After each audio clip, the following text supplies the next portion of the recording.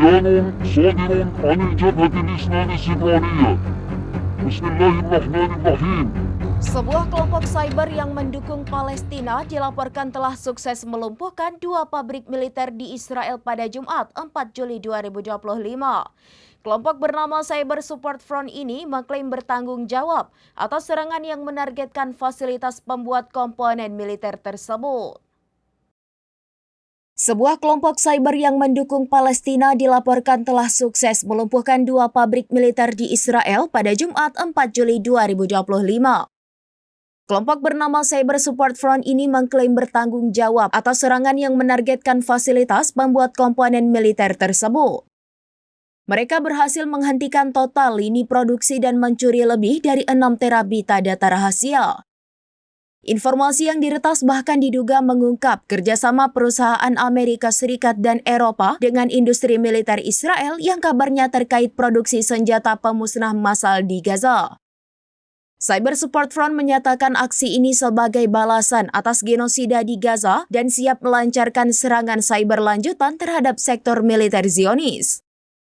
Peristiwa ini menyoroti kerentanan infrastruktur militer Israel terhadap ancaman perang cyber. Di sisi lain muncul dugaan bahwa Iran telah memindahkan sekitar 5.000 ranjau laut ke Teluk Persia, menambah ketegangan di kawasan. Dengan adanya serangan cyber yang terkoordinasi dan dugaan pergerakan militer di Teluk Persia, situasi geopolitik di Timur Tengah semakin memanas. Perkembangan ini tentu menjadi perhatian utama bagi komunitas internasional.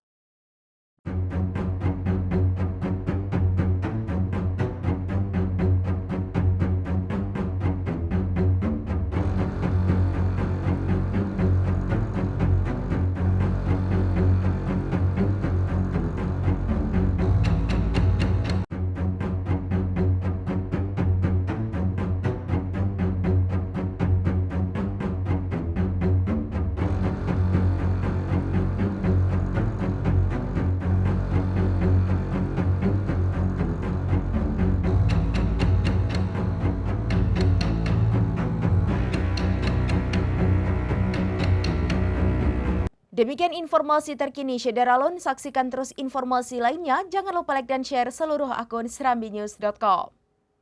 Download Tribun X sekarang, menghadirkan lokal menjadi Indonesia.